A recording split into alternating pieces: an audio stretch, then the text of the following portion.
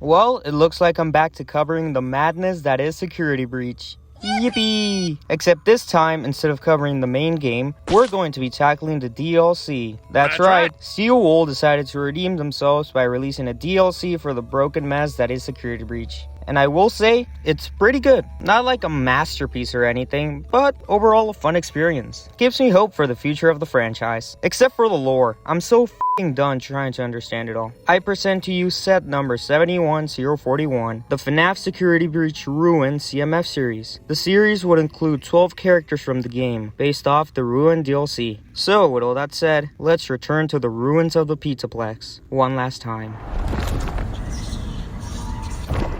Starting us off, we have Glamrock Freddy in his ruined state. He would use dual molded legs with some printing for his holes and cracks, as well as some simple arm printing representing the same thing. He would use the official shoulder pad piece and a new torso piece. It would have a hole at the top for the Kevin hair piece in order to represent the wires from his missing head. Talking about the head, it would be his accessory, using a new mold to represent his damaged look. Now, like my last FNaF series, I made alternate styles for all the figures with their normal looking eyes, as I know some of you guys prefer it this way. Overall, I think this is a great figure. Definitely easier to make than I initially thought. I take back what I said last time. Chica probably had it the worst compared to the other animatronics. I mean, she has a literal trash bag lodged into her torso. Chica would also use dual molded legs with printing for her holes and cracks. And for whatever this is. I'm going to go on a limb here and say it's melted cheese, as it's honestly the funniest option. This along with some arm printing and a new arm wire piece. She would use the official shoulder pad piece and a new head mold with her fully exposed endo. For her accessory, I gave her the Monty mystery mix that got her into this whole mess. It would be composed of 4 cheese slopes, a 2x2 brick with printing, and a 2x2 plate. Finally, here's what she would look like with normal looking eyes. At the end of the day, I think I was able to recreate her character really well.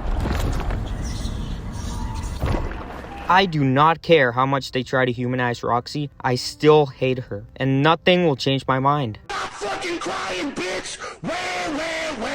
I don't wanna fucking hear it! Like her friends before her, she would use dual molded legs with printing for her holes and cracks. This along with a dual molded and normal arm representing the same thing. She would use the official shoulder pad piece and another new head mold with only a few parts of her casing remaining. For her accessory, I gave her one of the camera stations we can find throughout the game. It would be composed of a 2x4 brick with printing, an existing 2x1 keyboard print, this new side wing piece I created, and a monitor with a little someone staring right through it. Don't have anything else to say about this, I just really like the way the figure looks. Still don't like Roxy though.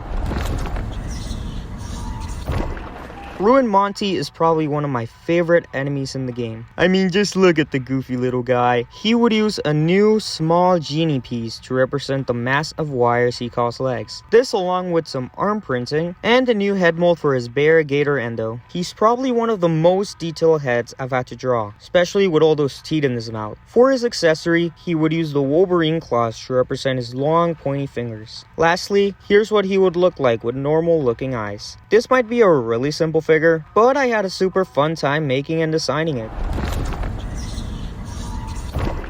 After a year of theorizing, we finally found Glamrock Bonnie. Too bad Steel Wool fucked up and glitched out the Easter egg. Oh well, guess it wouldn't be Security Breach without a few bugs. Now, the Glamrock Bonnie we see in game is shattered, to say the least. So I tried to make my own fixed representation of him based on the cutouts we see. He would use dual molded legs with some matching hip and torso printing for the purple lines on his outfit, as well as the same arm printing for my Series 1 Glamrock figures. He would use the official shoulder pad piece and the new head mold with his big ol' ears and bitching hairstyle, with his accessory being a new guitar bass piece. Finally, here's what he would look like with the normal looking eyes. Even if that hair took forever to draw, I'm proud of how he came out looking.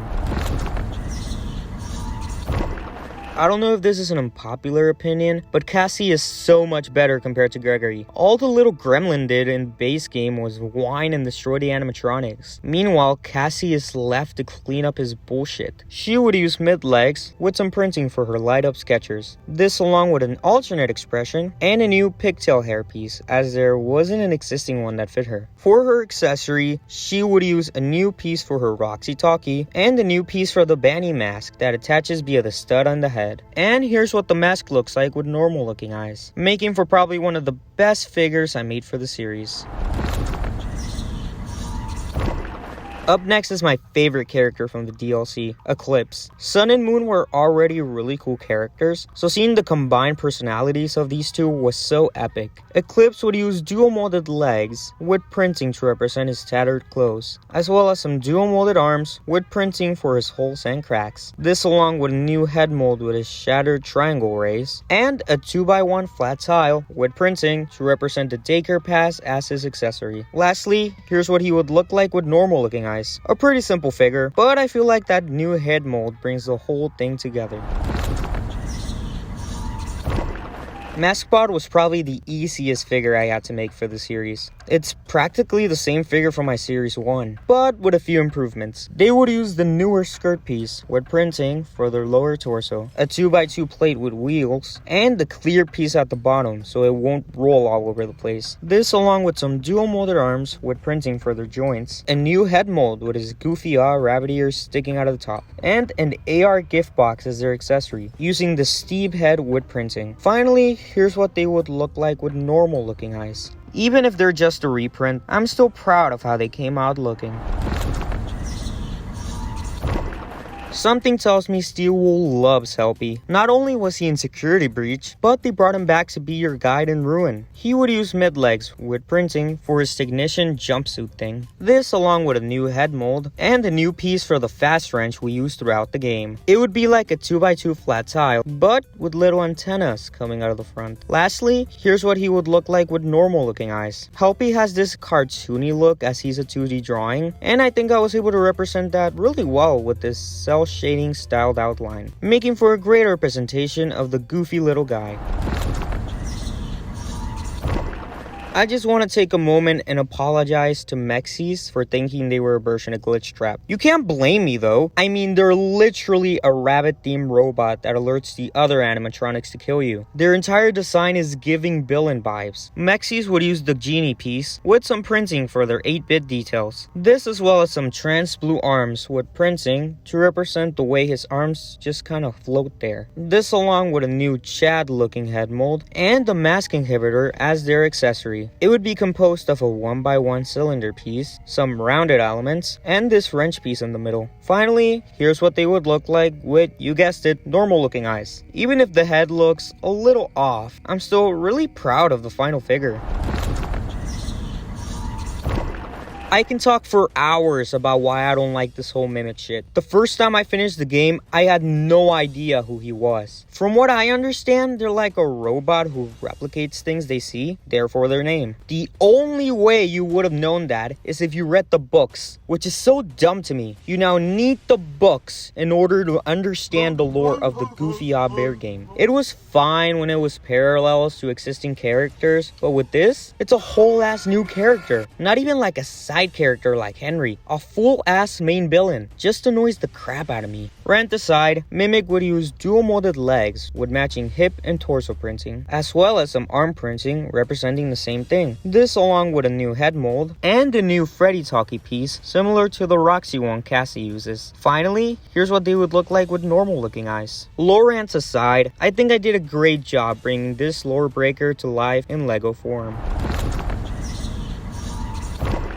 We have arrived at the last character, the Blob. They're pretty much a giant mass of wires with multiple heads from different characters, which may look simple, but is really hard in execution. I was able to replicate this look by simplifying them down to simple shapes. They would use a new lower part piece with holes for some heads to be attached in. These include a recolor of my Chica head and a new mold for Bonnie where his jaw is missing. This along with a new upper part piece and another new head mold for the Funtime Freddy mask. Finally, Personally, here's what they would look like with the normal looking eyes. This is definitely the most unrealistic figure of the series, but I'm still really happy with the final results.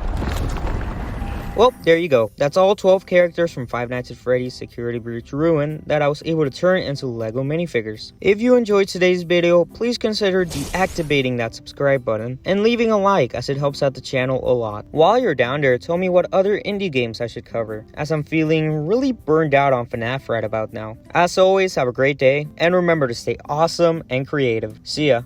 And hey, if you're interested in indie horror, consider checking out the videos listed on screen right now. On your left, you can find my FNaF video based on the original trilogy. If you're more of a psychological horror kind of guy, on the right, you can find my video based on Doki Doki Literature Club. As always, take care, and I'll see you fellow LEGO enjoyers next time.